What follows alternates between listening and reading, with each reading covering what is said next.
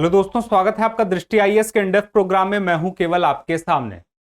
बीते कुछ समय से आपने यह बात सुनी होगी कि भारत के कई लोगों के द्वारा और कई अलग अलग जगह से यह मांग की गई है कि जो ब्रिटेन का राज परिवार है वहां जो कोहिनूर हीरा है उसे वापस मांगा जा रहा है। मांग है कि कोहिनूर हीरे को दे दिया जाए जहां जहां से दावे किए जा रहे हैं। उसी प्रकार का एक और दावा किया जा रहा है जो कि ब्रिटेन के राज परिवार से तो नहीं है। ब्रिटेन के उस म्यूजियम में एक पत्थर रखा है जिसे कि कहा जाता है रोजेटा। रोजेटा भी कहते हैं और रोसेटा भी कहते हैं।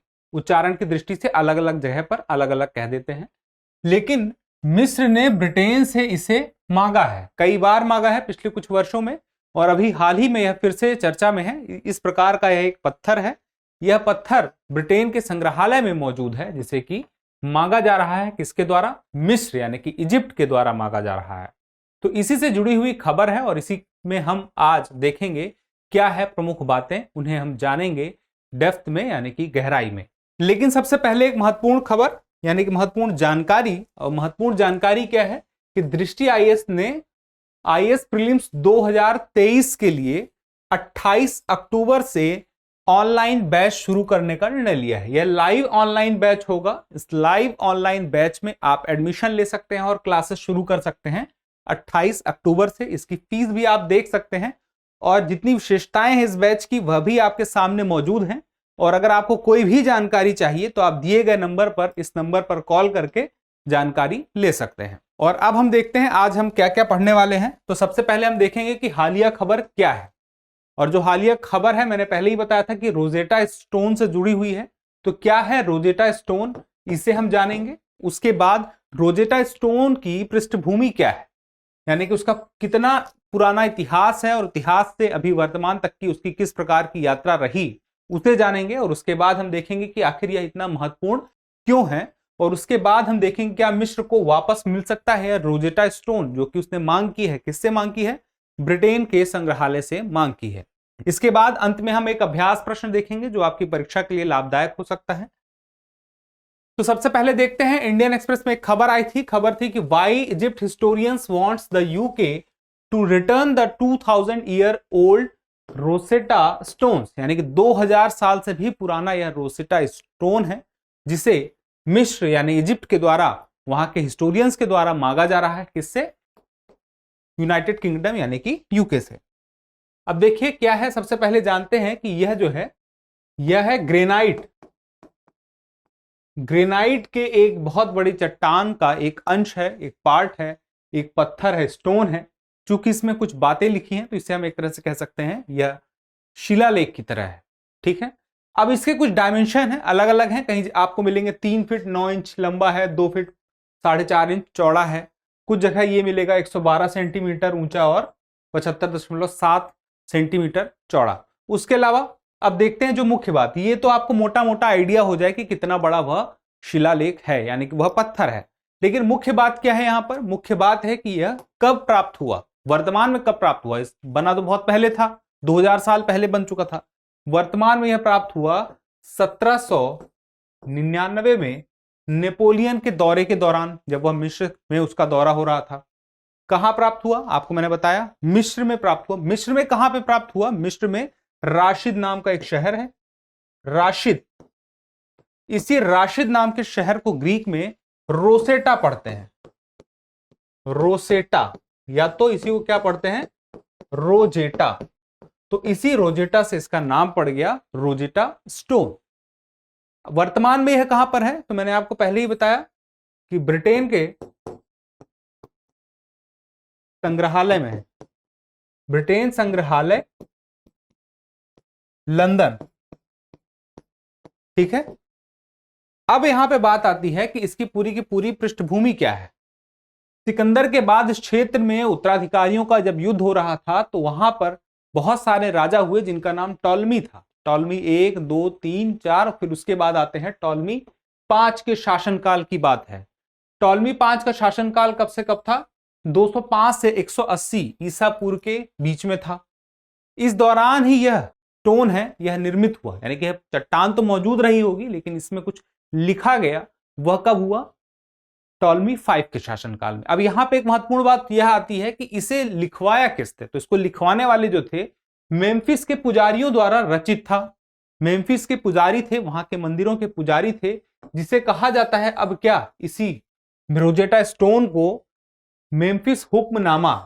हुआ यह कि जो राजा थे, राजा के शासनकाल के यानी कि टॉलमी 5 के शासनकाल के जब 9 वर्ष पूरे हो गए, तो उन 9 वर्षों में उसने क्या क्या अच्छे काम किए, मंदिरों के लिए क्या क्या अच्छे काम किए, पुजारियों के लिए क्या अच्छे काम किए, शासन के लिए क्या क्या अच्छे काम किए, उन सारी बातों को ध्यान में रखते हुए उन्हें यानी कि उन्हें सम्मान देते हुए पुजारियों ने यह एक स्टोन तैयार कराया, रोजेटा स्टोन, जिसमें उनके बारे में पर्याप्त जानकारी दी गई। और इस जानकारी में यह भी कहा गया कि जिस वर्ष उनका जन्म हुआ और जिस वर्ष उनका राज तिलक यानी कि शासन उनके पास आया, उन 2 दिनों में हर साल क्या मनाया जाएगा, एक प्रकार का राष्ट्रीय त्योहार जैसा मनाया जाएगा, मतलब कि उत्सव की तरह मनाया जाएगा। इस प्रकार की जानकारी इसी शिलालेख में यानी किसी स्टोन में मौजूद है।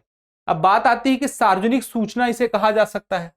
जिस प्रकार की सार्वजनिक सूचना हम देखने को कहां पाते हैं, अशोक के शासनकाल में। अशोक ने जगह जगह पर शिलालेख लगवाए हुए थे, स्तंभ लेख लगवाए हुए थे, और वहां पे कुछ ना कुछ संदेश उसने दिए हुए थे, बौद्ध धर्म के संदेश उसने दिए हुए थे। कुछ उसी प्रकार का आपको अंदाजा लगाना आसान हो जाएगा कि किस प्रकार का यह चट्टान रहा होगा। जैसे अशोक का शिलालेख स्तंभ लेख था, कुछ महत्वपूर्ण संदेश उसमें रहते थे आम जनता के लिए, वह अलग अलग जगह पर अशोक ने लगवाए। और यह जो था रोजेटा स्टोन था, ये मेम्फिस के पुजारियों ने मिस्र के अलग अलग मंदिरों में धार्मिक स्थल जो थे उन जगहों पर लगाने का निर्णय लिया था। और यह जो स्टोन प्राप्त हुआ था 1799 में, यह भी एक धार्मिक स्थल से ही प्राप्त हुआ था, उसके खंडहर से ही प्राप्त हुआ था। और किस वर्ष हुआ था? 1799 में। किसके द्वारा? नेपोलियन के मिस्र अभियान के द्वारा। यानी कि नेपोलियन के मिस्र अभियान में जो सैनिक मौजूद थे, उन्हीं सैनिकों ने इसे प्राप्त किया था। और 1798 से यह 1801 तक का अभियान चला था, जिसमें कि 1799 में तो मिल गया, लेकिन 1799 के बाद इसे फ्रांस ले जाने का निर्णय लिया गया कि इसके फ्रांस में ले जाया जाएगा और स्टोन का अध्ययन किया जाएगा, क्योंकि इसमें बहुत सारी अलग अलग लिपि में बहुत सारी जानकारियां लिखी हुई दिख रही थी। उस वक्त तक जो बातें मैंने आपसे बताई कि इसमें ये सब लिखा हुआ है, तब तक यह कोई नहीं जानता था कि इसमें क्या लिखा हुआ है। लेकिन यहां पर होता यह है कि 1801 में अंग्रेज सेना ने फ्रांसीसी सेना को हरा दिया, यानी कि ब्रिटेन की सेना ने फ्रांस की सेना को हरा दिया, और एक संधि हुई। संधि का नाम था ट्रीटी ऑफ अलेक्जेंड्रिया। इस ट्रीटी ऑफ अलेक्जेंड्रिया के माध्यम से जितने भी सांस्कृतिक विरासत थी, यानी कला से संबंधित जितने भी इन्होंने वस्तुएं ले रखी थी अपने पास में फ्रांस की सेना ने, वे सारी की सारी किसके पास आ गई? ब्रिटेन की सेना के पास आ गई। और ब्रिटेन की सेना इसे कहां लेकर चली गई होगी? बिल्कुल ब्रिटेन लेकर चली गई। इस प्रकार से मिस्र का यह रोजेटा स्टोन पहले फ्रांसीसी सैनिकों के हाथ में लगा और उसके बाद पहुंच गया यह अंग्रेजी सेना के पास, और अंग्रेजी सेना से कहां पहुंच चुका था? ब्रिटेन में। यह तो इसकी रही इसके सफर की कहानी। वर्तमान में यह म्यूजियम में है, लंदन में है। अब बात आती है इसका महत्व क्या है, आखिर क्यों इसका महत्व इतना ज्यादा है कि बार बार कई वर्षों में मिस्र के द्वारा यह डिमांड उठती रही है कि हमें वह रोजेटा स्टोन दे दिया जाए। उसकी मुख्य वजह यह है कि यहां पर प्राचीन मिस्र के दौरान किस प्रकार के संदेश दिए जाते थे, वे संदेश वहां पर अंकित हैं, यानी कि प्राचीन मिस्र के बारे में कुछ जानकारियां वहां पे मिलती हैं। और सीधी सी बात है, अगर हम भारत का उदाहरण ले तो भारत के लोग भी प्राचीन भारत को और बेहतर से जानने के लिए जो भी उपलब्ध साक्ष्य मौजूद हैं उन्हें अध्ययन करना चाहेंगे। उसी प्रकार से मिस्र के लोग भी उसका अध्ययन करना चाहते हैं। यह तो एक प्रमुख बात है। अब बात आती है कि जो यहां पर जो मैंने आपसे कहा बहुत सारी लिपियां, बहुत सारी भाषाएं इस एक पत्थर में मौजूद थी, तो वह किस प्रकार से, किसने सबसे पहले जानी? सबसे पहले इसे जाना, इसका अध्ययन किया थॉमस यंग ने। लेकिन वह ज्यादा अध्ययन नहीं कर पाए, ज्यादा डिटेल में नहीं पहुंच पाया। आगे डिटेल में पहुंचे फ्रांस के ज्या फ्रेंकियोस चैंपोलियोन। ये फ्रांसीसी में कुछ ऐसे लिखा जाता है फ्रांस की भाषा में, लेकिन उसको जब हम लोग उच्चारण करते हैं तो इस प्रकार से होता है, इसलिए स्पेलिंग आपको अलग देखने को मिल जाएगी। तो ज्या फ्रेंकियोस ने जब इसका अध्ययन किया तो इन्होंने बताया कि यहां पर 3 प्रकार की लिपि देखने को मिलती हैं और 2 भाषाएं देखने को मिलती हैं। कुछ आइडिया तो पहले ही चल चुका था थॉमस यंग को, और बाद की जानकारी मतलब कि उन तीनों लिपियों में क्या बातें लिखी हुई हैं उनका आपस में क्या संबंध है, ये सारी बातें कौन बता पाए? ज्यां फ्रेंकियोस चैंपिलियोन। ओके, अब यहां पे देखिए, पहले तो भाषा देख लेते हैं। एक तो है ग्रीक और दूसरी कौन सी है? प्राचीन मिस्र की भाषा। अब ग्रीक और प्राचीन मिस्र की भाषा में, मिस्र की भाषा तो वहीं की है, वहीं के लोगों की है, लेकिन ग्रीक जो है, चूंकि वहां पर बहुत ग्रीक लोगों ने, शासकों ने शासन किया था, इस वजह से वो भाषा भी यहां पर देखने को मिलती है, उत्कीर्ण मिलती है। अब यहां पे एक और महत्वपूर्ण बात आपको देखनी पड़ेगी कि 3 लिपियां हैं और भाषा 2 है, यानी कि 2 लिपि ऐसी है जो एक ही भाषा से निकली हुई है। अब इसमें आप देखिए, पहली है चित्रलिपि। चित्रलिपि में होता यह है कि कोई अक्षर नहीं लिखा रहेगा, कोई शब्द नहीं लिखा रहेगा, चित्रों के माध्यम से संदेश दिया जाएगा, यानी कि जो बात व्यक्त करनी है, जो बात कहनी है, उसे चित्रों के माध्यम से उस बात को, उस संदेश को समझना पड़ता है। जैसे जानवर का चित्र, किसी भावना को प्रेजेंट करने के लिए कोई खास चित्र बनाया जाता है, उस प्रकार की बात यहां पर देखने को मिलती है। उसके बाद डेमोटिक लिपि। डेमोटिक लिपि भी जो संबंधित थी, प्राचीन मिस्र की भाषा से संबंधित थी। अब लेकिन यहां पे देखिए, चित्रलिपि भी प्राचीन मिस्र की भाषा से संबंधित है और डेमोटिक लिपि भी प्राचीन मिस्र की भाषा से संबंधित है। लेकिन दोनों में अंतर क्या है? एक तो मुख्य अंतर यह है कि यह जो है चित्रलिपि, यानी कि चित्रों के माध्यम से भावों की अभिव्यक्ति की गई है और यहां पर अक्षर लिखे गए हैं। इसके अलावा इसके इस्तेमाल करने वाले भी 2 अलग तरह के लोग थे। जो चित्रलिपि है वो ज्यादा पुरानी है, 3500 साल के आसपास पुरानी है, और यह जो है धार्मिक, जो धार्मिक लोग थे वहां के, वो यूज करते थे इस भाषा को, चित्रलिपि को। लेकिन जो डेमोटिक लिपि है वह आम लोगों की लिपि है, आम लोगों की लिपि। तो ये तो बात आ गई चित्रलिपि और डेमोटिक लिपि में अंतर की, क्योंकि दोनों की भाषा सेम है, प्राचीन मिस्र भाषा, लेकिन लिपि अलग अलग थी। लेकिन अब बात आती है ग्रीक वर्णमाला की। जो ग्रीक लिपि है, इसकी भाषा जो थी वह कौन सी थी? ग्रीक भाषा थी। और यह क्यों मौजूद है? तीसरी, जो प्राचीन मिस्र की भाषा नहीं होते हुए भी मिस्र के प्राचीन पत्थर में मौजूद है, उसकी वजह है कि यहाँ के जो शासक थे वे ग्रीक शासक थे और यहाँ पर उन्होंने शासन किया था। इस वजह से हम ये देखते हैं। और अपने आप में सबसे महत्वपूर्ण बात यह हो जाती है कि इस पत्थर में आप देख लीजिए, यह जो पत्थर मौजूद है, तो यहां से अगर आप ऊपर के ये देखें, यहां तक आपको मिलेगी चित्रलिपि। यहां पे चित्र बने हुए हैं, उसके माध्यम से हमें संदेश को समझना होगा। उसके बाद जब आप ये इसके नीचे आते हैं, तो ये नीचे जो होगा, ये मिस्र की आम जनता की भाषा, यानी कि क्या बोलेंगे, डेमोटिक लिपि है यह बीच में, और सबसे नीचे ग्रीक लिपि है। एक ही पत्थर में तीनों लिपियां मौजूद हैं और 2 भाषाएं, और तीनों ही लिपियों में एक ही बात लिखी गई है जो मैंने आपसे बताई थी। जो टॉलमी 5 थे उनके बारे में उनको सम्मान दिया गया है वहां के पुजारियों के द्वारा, और बताया गया है कि किस प्रकार से उन्होंने अच्छे कार्य किए हैं। और यह कहा गया है कुछ और मंदिर खुलवाए जाएंगे उनके माध्यम से, और यह भी कहा गया है कि उन्हें सम्मान दिया जाएगा जिस वर्ष उनका जन्म हुआ था, जिस तिथि को उनका जन्म हुआ था, और जिस तिथि को उन्होंने सत्ता प्राप्त की थी, यानी कि उनका राज तिलक हुआ था। ये सारी बातें इन तीनों ही लिपियों में मौजूद हैं। इस लिपि को जानने से क्या फायदा हुआ, यह भी देखने वाली बात है। फ्रांस के ये विद्वान जो थे, जब इन्होंने इस लिपि को समझ लिया, स्पेशली जब चित्र लिपि को समझ लिया, तो बहुत सारे जो अध्ययन के स्रोत थे, बहुत सारे ऐसे साक्ष्य थे जहां पर चित्रलिपि का उपयोग किया गया था और जिसे अभी तक पढ़ा नहीं जा सका था, उसे धीरे धीरे लोगों ने वहां पढ़ना शुरू किया और जो मिस्र की प्राचीन सभ्यता है उसे और बेहतर तरीके से जान पाए। लेकिन ऐसा तब पॉसिबल हुआ जब यहां पर ग्रीक लिपि में भी लिखा हुआ था और वहां की जो आम जनता की भाषा थी वह भी मौजूद थी। तो धीरे धीरे ग्रीक लिपि से लोग आगे बढ़े, आम जनता की भाषा को ट्रांसलेट किया, आम जनता की भाषा से फिर चित्रलिपि में लोगों ने उसका अर्थ निकालने का प्रयास किया और उसमें कामयाब हुए और चित्रलिपि को ठीक ठाक तरीके से समझ लिया। इस वजह से बहुत सारे साक्ष्य जितने भी मौजूद हैं मिस्र में जहां पर चित्रलिपि का उपयोग हुआ था, उसका अध्ययन करना भी आसान हो गया। इस वजह से यह पत्थर काफी महत्वपूर्ण हो जाता है क्योंकि यह अपने आप में एक मील का पत्थर रहा। अब बात आती है कि यह चित्रलिपि किस प्रकार की है, तो इसको आप देख भी सकते हैं। जैसे ये चित्र बना है, ये आप चित्र के माध्यम से देखेंगे, पूरी की पूरी बात कही जा रही है, ठीक है। तो यह कहलाती है चित्रलिपि।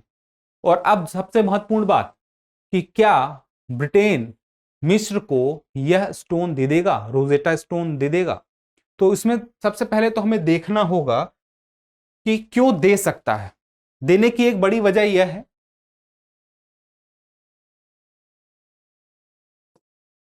नाइजीरिया की कुछ कलाकृतियां थी जिसे ब्रिटेन देने को तैयार हो गया है।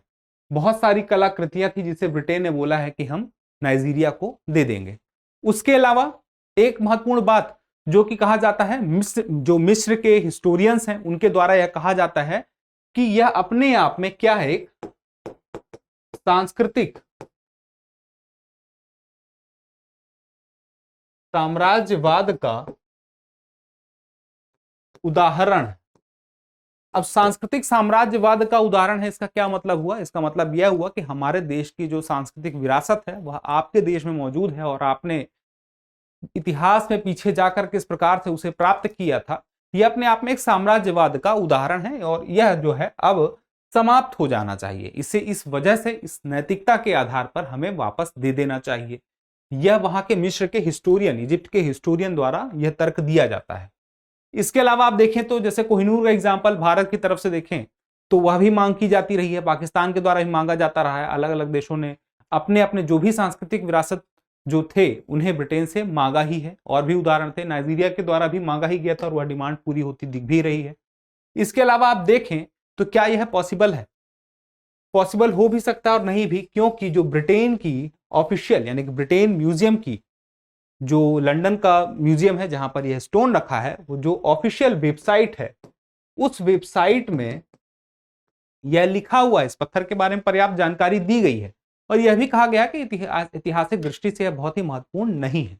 लेकिन साथ ही यह भी हमें देखना होगा कि इसी म्यूजियम में यह स्टोन देखने वालों की संख्या बहुत ज्यादा है। मतलब ऐसा कहा जाता है कि इस संग्रहालय में जो लोग घूमने आते हैं, वस्तुओं को देखने आते हैं, उसमें यह एक महत्वपूर्ण वस्तु है, एक महत्वपूर्ण साक्ष्य है, महत्वपूर्ण ऐतिहासिक वस्तु है जिसे ज्यादा से ज्यादा लोग देखते हैं। इस वजह से यह अपने आप में एक द्वंद्व का विषय है, क्योंकि उनकी कही बात में और जो प्रैक्टिकल वहां पर हो रहा है यानी कि ज्यादा से ज्यादा लोग उसे विजिट कर रहे हैं, वह अपने आप में विरोधाभास पैदा करता है। इसलिए यह देखना जरूरी होगा कि आने वाले समय में ब्रिटेन वह स्टोन मिस्र को वापस करता है कि नहीं करता है। लेकिन हाल ही में एक और बात सामने आई थी कि मिस्र ने यह भी कोशिश की थी कि हमें कुछ महीनों के लिए उधार में वह स्टोन दे दिया जाए, लेकिन ब्रिटेन संग्रहालय ने यह कहा कि हमें यह मुश्किल लगता है कि हम उसे अगर आपको दे भी दें तो आप उसे सुरक्षित रख पाएंगे और कुछ समय के लिए भी, और दूसरा हमें यह भी लगता है कि शायद आप कुछ समय बाद उसे ना भी लौटाएं। लेकिन बात बनी नहीं और उस दौरान कुछ महीनों के लिए उधार पर भी नहीं मिल पाया। अन्य विकल्पों पर भी अभी बातचीत चल रही है और आगे देखने में पता चलेगा कि क्या होता है। तो आज का हमारा टॉपिक यहीं तक है और अब देखते हैं आज का हमारा अभ्यास प्रश्न। तो अभ्यास प्रश्न है, ट्रीटी ऑफ अलेक्जेंड्रिया के तहत रोजेटा पत्थर को ब्रिटिश सेना ने फ्रांस से किस वर्ष प्राप्त किया था? आपके ऑप्शन है 1801, 1798, 1799 और 1802। आप अपना उत्तर कमेंट बॉक्स में देना ना भूलिएगा। आप उत्तर देते हैं तो हमें भी अच्छा लगता है। जल्द ही मिलते हैं अगले वीडियो में किसी नए टॉपिक के साथ में। तब तक के लिए स्वस्थ रहें, मस्त रहें और पढ़ते रहें। धन्यवाद।